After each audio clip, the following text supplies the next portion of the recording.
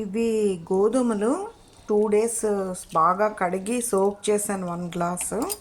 ఇప్పుడు మిక్సీలో వేసి ఫైన్గా పేస్ట్ చేసి పాలు తీయాలి. ఇది హల్వాకి కొంచెం వాటర్ వేసి ఫస్ట్ ఫైన్గా పేస్ట్ చేయాలి. ఇలాగా ఫైన్గా పేస్ట్ చేశాక వాటర్ వేసి ఇందులో పాలు తీయాలి. బాగా పిండేసి పక్క మిక్సీలో తీయాలి. మళ్ళీ ఇది గ్రైండ్ చేసి మళ్ళీ రిమైనింగ్ మిల్క్ కూడా తీయాలి 2 టైమ్స్.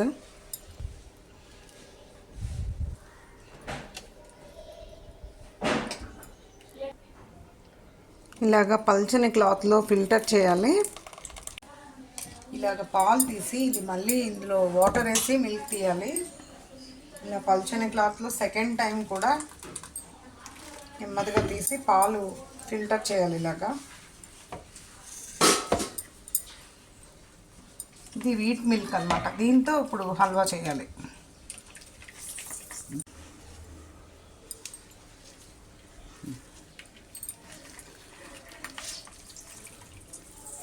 ఇలా మిల్క్ తీయాలి.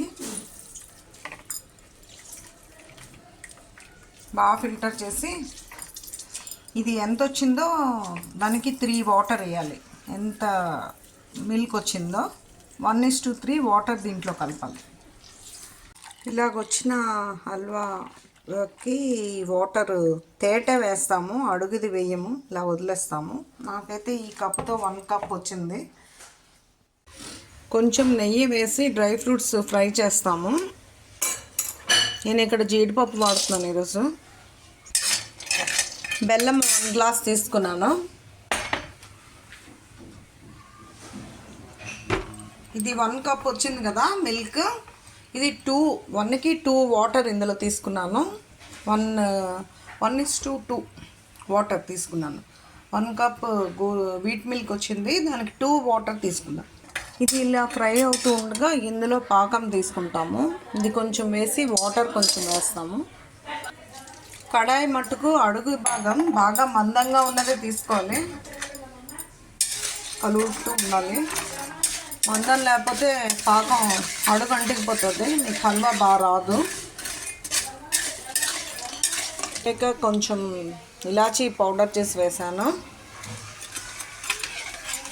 కొంచెం కరిగాక నెయ్యి వేసి పాలు వేసి కలుపుతూ ఉండాలి. ఈ లోపల ఇది కూడా ఫ్రై అవుతూ ఉంటుంది. దీనికి కొంచెం నెయ్యి బాగానే పడుతుంది ఈ హల్వాకి. ఈ కప్పుతో ఒక హాఫ్ తీసుకున్నాను నేను. ఇలా పాకం కొంచెం జస్ట్ వచ్చాక ఈ పాలు వేయాలి. ఇలాగ జస్ట్ కరిగి కొంచెం పాకం వస్తుంది అనగా ఈ పాలు వేస్తాము. వేసి కలుపుతూనే ఉండాలి, అస్సలు ఆపకూడదు. పాలును ఈ వాటర్ ఉంది కదా, ఈ వాటర్ కూడా వేసేస్తాము. కలుపుతూనే ఉండాలి, అస్సలు ఆపకూడదు దగ్గర పడినంత వరకు. నేను ఇక్కడ ఈరోజు ఫుడ్ కలర్ కొంచెం వేసాను, ఎందుకంటే హల్వా కాబట్టి. బాగా మిక్స్ చేయాలి.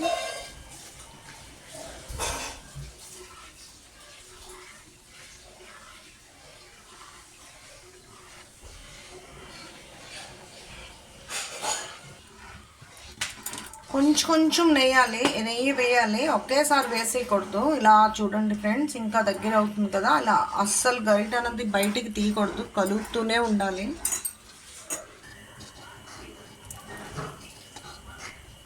దగ్గర పడుతూ ఉండగా ఇంకొంచెం నెయ్యి వేయాలి, కలుపుతూ ఉండాలి.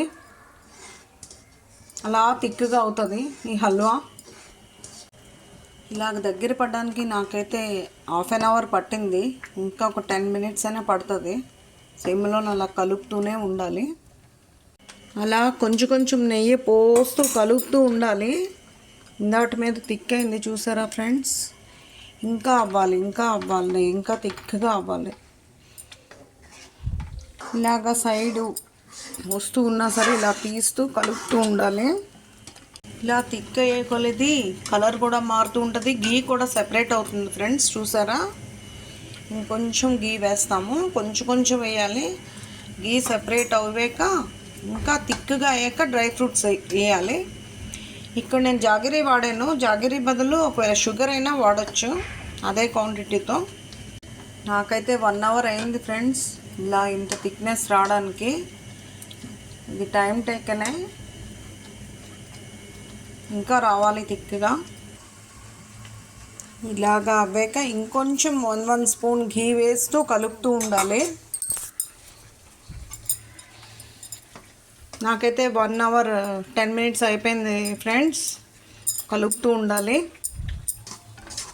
ఇలా బాగా థిక్ అయ్యాక నాకు 1 అవర్ 10 మినిట్స్ పట్టింది ఈ హల్వా అవడానికి. డ్రై ఫ్రూట్స్ వేస్తాము.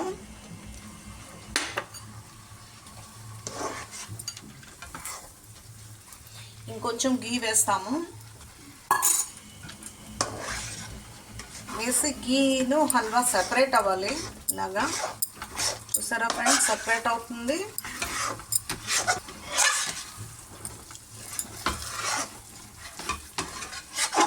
ఇలాగనమాట సెపరేట్ అవ్వాలి ఘీకి దీనికి. కలర్ కూడా మారుతుంది అలా. ఇలాగొచ్చింది ఫ్రెండ్స్ మాడుగుల హల్వా. మీరు ట్రై చేయండి. You also try it your home. Thank you for watching. ఇలా వచ్చింది మాడుగుల హల్వా. మీరు ట్రై చేయండి మీ ఇంట్లో. ఘీ వేసాము. వేసి ఘీతో కొంచెం ఇలాగా ప్రెస్ చేయాలి. ఘీ గ్రీస్ చేసి ఈ వేడి హల్వా ఇందులో దించుతాము. దించి బాగా చల్లారాక ముక్కలు వేస్తాము.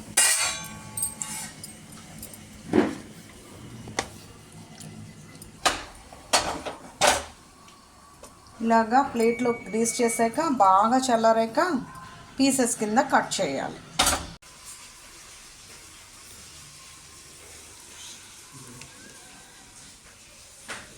ఇలాగొచ్చింది ఫ్రెండ్స్.